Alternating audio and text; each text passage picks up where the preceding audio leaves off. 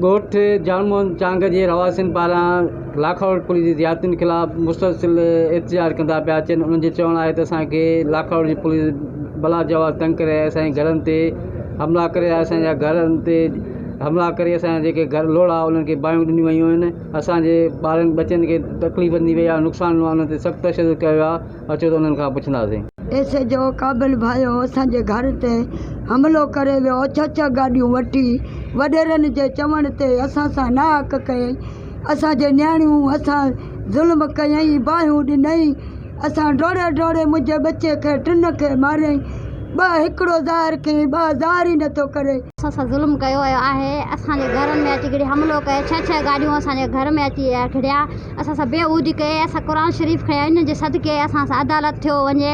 ऐसे जो क़ाबिल भयो ऐसे जो क़ाबिल भयो असां सां ज़ुल्म कयो ऐं असां सां इंसाफ़ थियो वञे, इंसाफ़ थियो वञे। 2-3 ॾींहं पहिरियां असां एहतजाज बि कयो आहे, सेशन कोर्ट में case B S H J ख़िलाफ़ु दाख़िल कयो आहे। केस करण खां पहिरियां असांजा 3 माण्हू अगवा करे एस एच जो खंभे खणी वियो आहे।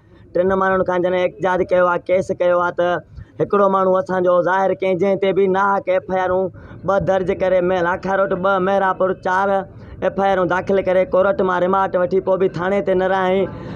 बार हमरा सां नाइजाइज़ी ज़ुल्म कंदो रहियो। हुनखां पोइ असां सां हक़ थियो वञे। असांजा 3 माण्हू खणी वियो आहे, जंहिंमें 1 माण्हू ज़ाहिर आहे, 2 माण्हू ज़ाहिर कोन आहिनि। जिन्हनि जा छॾाइण जा असां 5 लख रुपया घुरी रहिया आहे, उहे माण्हू ज़ाहिर आहिनि कोन।